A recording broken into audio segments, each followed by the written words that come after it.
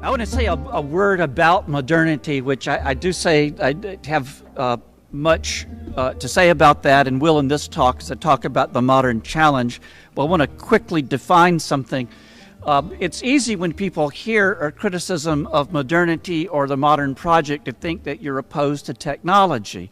And suddenly people are saying, what about penicillin? What about, CAT scans or something like that? Modernity is not technology. Modernity is a philosophy, and that philosophy uses technology. And one of the things the philosophy of modernity does, which started somewhere early 1800s or so, birthed maybe in the 1700s, what we call modernity here in America largely is has its roots in the Scottish Enlightenment, not the German Enlightenment, but the Scottish Enlightenment. But part of the story that modernity tells about itself is that modernity is technology. And that if you are opposed to its philosophy, if you're opposed to its project, then you're really, sort of standing in the way. And that you're not in favor of healing diseases or things like that. And people forget, they were doing medicine a long time before the modern world. They had doctors in Byzantium. The Apostle Luke was a physician. This is human beings have been doing technology since we sharpened the first stick. And then the guy at the cave next door learned how to sharpen a stick better, and sold it to the guy in the third cave, and on and on. It's gone ever since. Technology. Technique, as Jonathan was telling us, is just human. But modernity has a story about itself. That one of the ways, and we heard this in our history classes growing up, in my history classes growing up,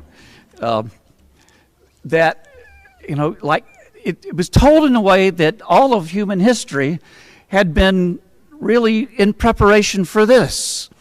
And even modern scholarship has named periods. I mean, the word modern in Latin really just means the present time.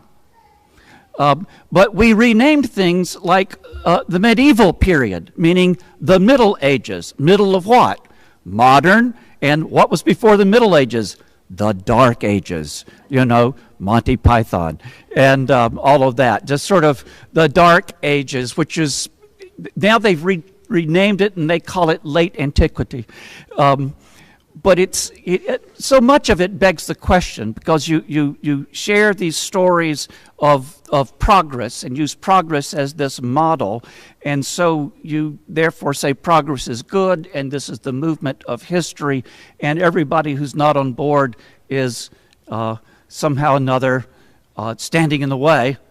There was an article, a British article, a couple of years ago about this problem, and it noted that it was a particular criticism someone was doing about terrorism in the Middle East, and saying that it was positively medieval.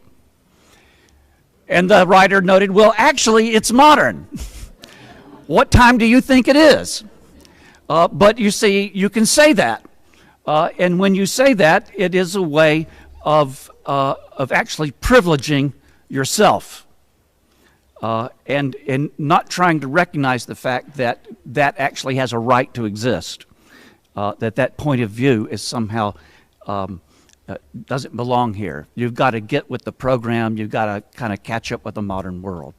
Well, the greatest challenge for the church in this age of this modern period, and it really is the challenge in any other age as well, is to believe that Jesus Christ is the incarnate Son of God, and that He truly reveals to us the path of salvation. That is how it is that we are united with God. And it's the challenge of believing that His life and self-emptying love are the true model of what it means to be fully human and fully united with God. This is not just a private religious interest that we have. That's not what we believe as Christians.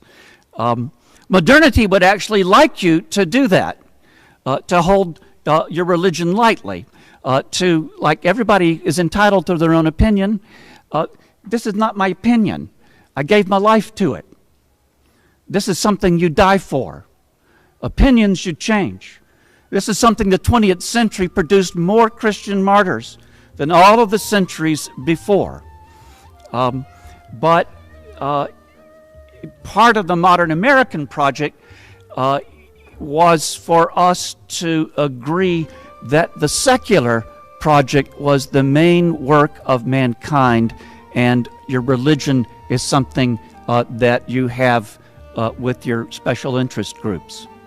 And of course it works out better than having religious wars as they were doing in Europe before and around the time of the founding of America. So you can see how they got there, but sometimes it's problematic.